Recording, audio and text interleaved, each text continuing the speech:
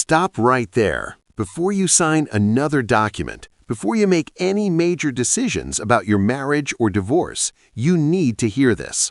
The legal landscape of marriage and divorce in America has transformed dramatically, and I'm not exaggerating when I say that what you knew last year might actually hurt you today. We're talking about major changes to alimony laws, custody arrangements, asset division, and so much more. Millions of Americans are going to be caught off guard by these new rules, but you won't be one of them because you're here right now.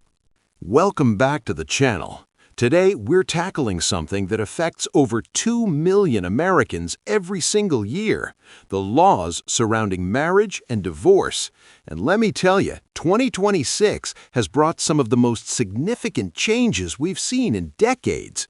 We're going to walk through everything from no-fault divorce reforms to how courts are now handling cryptocurrency in divorces, from new custody presumptions to the way social media is being used as evidence in family court. This isn't just theory. These are real changes affecting real people right now, and by the end of this video, you'll know exactly where you stand. The foundation of divorce law in America has always been the distinction between fault and no-fault divorce, and this is where we're seeing some of the most interesting divergence between states. No-fault divorce allows couples to separate without proving that one spouse did something wrong. But 2026 has brought a fascinating split in how states are approaching this. On one side, we have states making divorce even more accessible and streamlined. California has reduced mandatory separation periods in certain circumstances, recognizing that when both parties agree and there are no minor children involved, lengthy waiting periods serve no real purpose. New York has simplified its paperwork requirements, cutting the average processing time by nearly 40%. But then we have the other side. States like Texas, Florida, and Louisiana have introduced additional requirements before a no-fault divorce can be finalized. We're talking about mandatory counseling sessions, extended waiting periods for couples with children, and required mediation attempts before a case can proceed to court. What does this mean for you practically? If you're in California or New York and both parties want to move forward, you could potentially finalize everything in under 6 months. But if you're in Texas or Florida, you might be looking at a year or more, especially if you have children. Now let's talk about the money, because this is where changes hit people hardest. Spousal support has been completely reformed in over 15 states.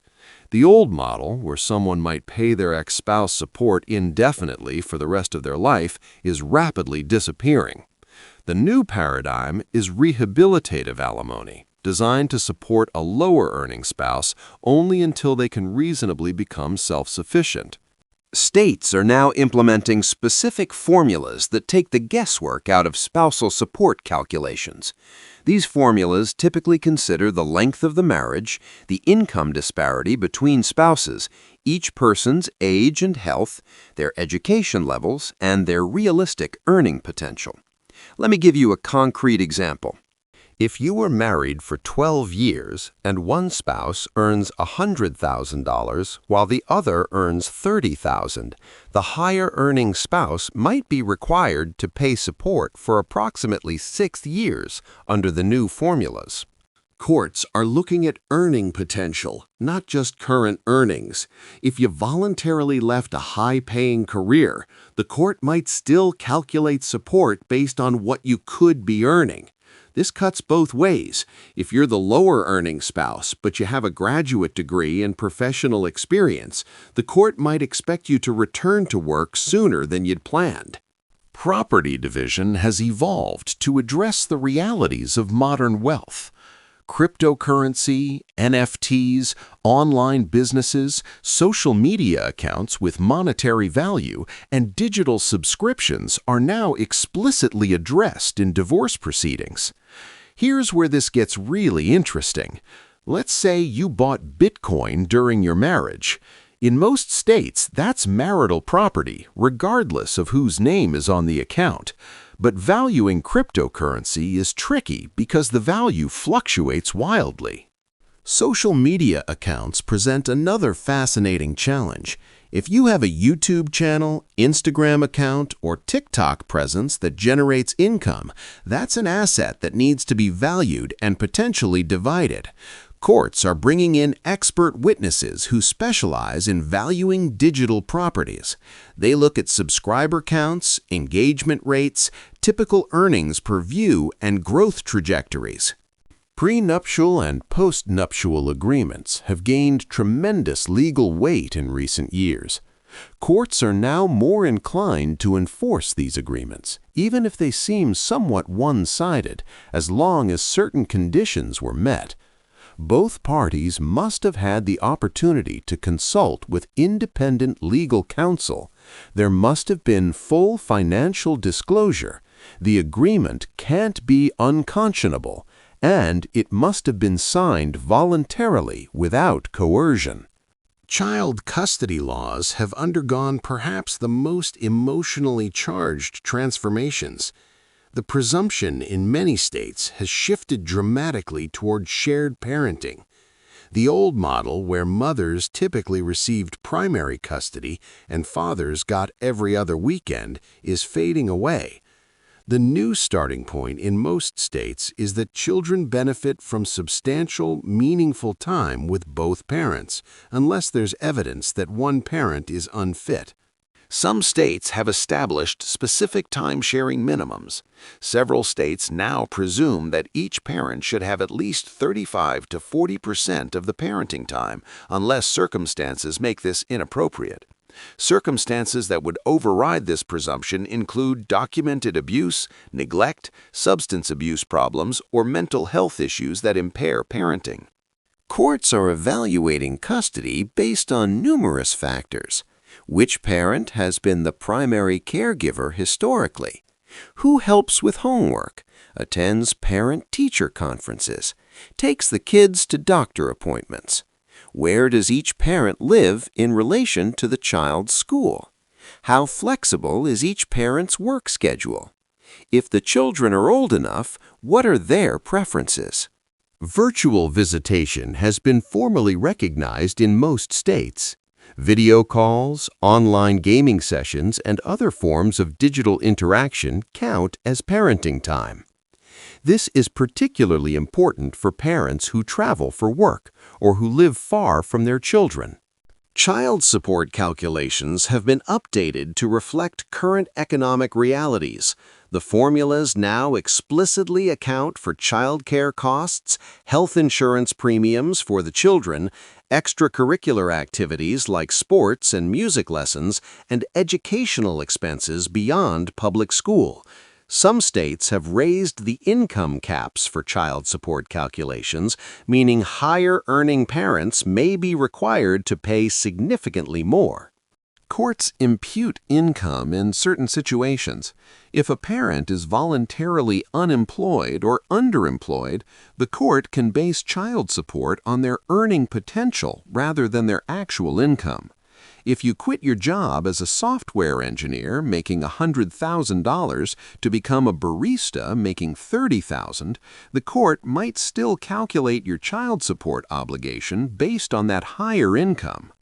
Domestic violence protections have been substantially strengthened and expanded. More states now recognize that domestic violence isn't just physical harm.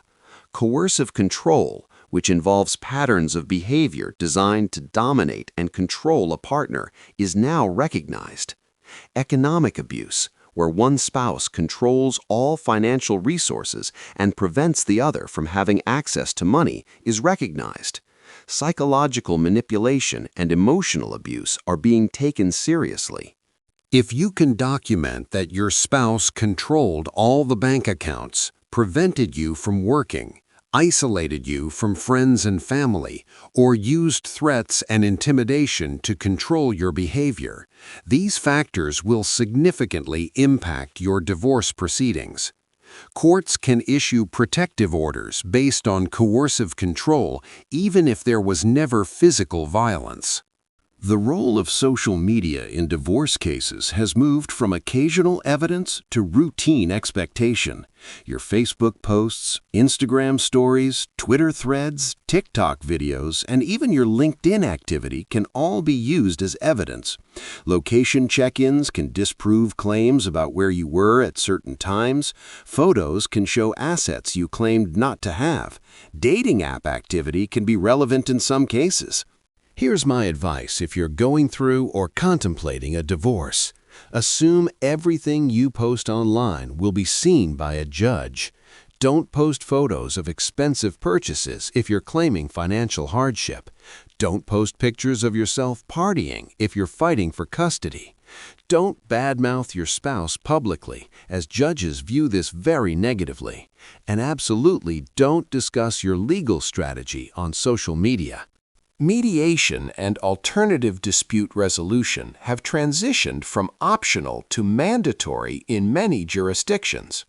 Courts are overwhelmed with cases, and judges are increasingly requiring couples to attempt mediation before their case can proceed to trial. This can actually work strongly in your favor. Mediation is typically faster than going to trial, sometimes by 6 months or more. It's less expensive and less adversarial, which is particularly important if you'll need to co-parent with this person. Retirement accounts and pension divisions have new rules that are more sophisticated and forward-looking. Courts are considering the future value of retirement benefits, especially for defined benefit pensions. Only the marital portion of retirement accounts is subject to division. If you had money in your retirement account before you got married, that portion typically remains yours. Tax implications of divorce have changed significantly. For divorces finalized after December 2018, spousal support is no longer tax-deductible for the payer and is not taxable income for the recipient. This affects settlement negotiations because the payer has less incentive to agree to higher support amounts. Who claims children as dependents for tax purposes must be addressed in your divorce agreement. The IRS defaults to the custodial parent, but parents can agree otherwise. Filing status during the year of divorce requires careful planning based on when your divorce is finalized. We've covered an enormous amount of ground today, from no-fault divorce reforms to cryptocurrency division, from new custody presumptions to domestic violence protections, from social media as evidence to tax implications. These changes represent significant transformations in American family law. Here's what I want you to take away. First, laws vary dramatically by state. You absolutely need to consult with a family law attorney in your jurisdiction. Second, knowledge is power. Understanding these changes before you make major decisions puts you in a stronger position. Third, the legal system is adapting to modern realities. If this video helped you, please hit that like button. Subscribe to the channel if you want more content about legal issues. Drop a comment below telling me which of these changes surprised you the most. Remember, this video is for educational purposes and doesn't constitute legal advice.